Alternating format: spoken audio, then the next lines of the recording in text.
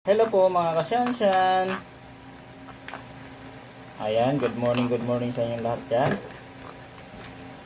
So, ito na, nagwawala na si Shanshan. Gusto na naman magmumukbang.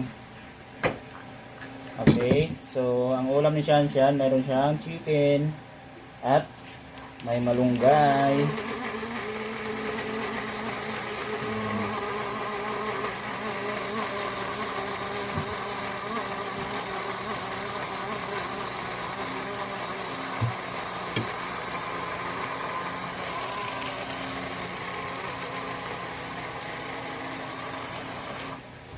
Okay, okay na to mga kasansyan.